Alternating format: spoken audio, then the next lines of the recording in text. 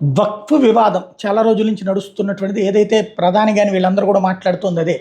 హిందువుల ఆస్తులు దోచేయడానికి కుట్ర పన్నుతున్నారు అన్నటువంటిది ఏదైతే చెప్తూ వచ్చారో, వక్ఫ్ పేరుతో కొన్ని ప్రత్యేక హక్కుల్ని కల్పిస్తా చేస్తున్నటువంటి మోసం, దానికి వేదికైంది స్టాలిన్. వక్ఫ్ అనేది మోసం కాదు. వక్ఫ్‌కి ప్రత్యేక అధికారాలు కట్టబెడుతూ వాళ్ళు ఏ భూమి మాదంటే వాళ్ళకిచ్చి అది వాళ్ళది కాదు అని నిరూపించుకునేటువంటి బాధ్యత ఇతర ప్రజలది అంటే అన్యాయానికి గురైపోవడమే.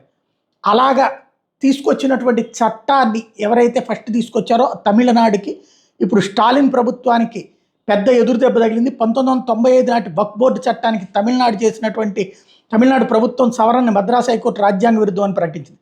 వక్ఫ్ భూములను ఆక్రమించుకునే వాళ్ళని ఖాళీ చేయించే అధికారాలను వక్ఫ్ బోర్డు సీఈఓ కట్టబెడుతూ డీఎంకే సర్కార్ చేసిన చట్టం రాజ్యాంగానికి విరుద్ధంగా ఉందని హైకోర్టు తేల్చెప్పింది. ప్రస్తుతం చర్చనీయాంశంగా మారిన వక్ఫ్ చట్టం 1995లో కేంద్ర ప్రభుత్వం ఏర్పాటు చేసిన చట్టం. దాన్ని 2010లో అప్పటి డీఎంకే ప్రభుత్వం సవరించింది.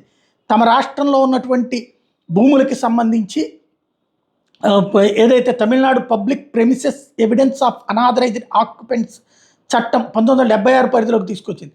తద్వారా వక్ఫ్ భూములను ఆక్రమించుకుని నివసిస్తున్న వాళ్ళని ఖాళీ చేయించే అధికారం వక్ఫ్ బోర్డు సీఈఓకి దఖలుపరిచింది. అయితే వక్ఫ్ చట్టం 1995కి డీఎంకే ప్రభుత్వం 2010లో చేసిన ఆ సవరణ రాజ్యాంగ విరుద్ధమని మద్రాసు హైకోర్టులో చీఫ్ జస్టిస్ వి గంగాపూర్వాలా, జస్టిస్ భారత్ చక్రవర్తితో కూడిన ద్విసభ్య ధర్మాసనం తాజాగా ఏప్రిల్ 24న ప్రకటించింది. వక్ఫ్ ఆస్తులను ఆక్రమించుకున్న వాళ్ళని ఖాళీ చేయించే అధికారం కేంద్ర చట్టానికి 2013లో చేసిన సవరణ ప్రకారం ఏర్పాటు చేసిన వక్ఫ్ ట్రిబ్యునల్కి మాత్రమే ఉంటుందని ధర్మాసనం స్పష్టం చేసింది. రాష్ట్ర చట్టాలు వాటికంటే ముందు చేసిన కేంద్ర చట్టాలను ధిక్కరించలేవన్న న్యాయ సూత్రాన్ని గుర్తు చేసింది. తద్వారా చివరికి ఒక ఊర్లో అయితే గుడి ఉంటే గుడితో పాటు ఆ గుడికి సంబంధించిన ఆస్తులన్నీ కూడా వక్ఫ్ అని తేల్చేసి ఆ ఊరిని ఖాళీ చేయమని చెప్పినటువంటి దౌర్భాగ్య పరిస్థితి. వాటికి ఇక్కడ చెక్ పడింది.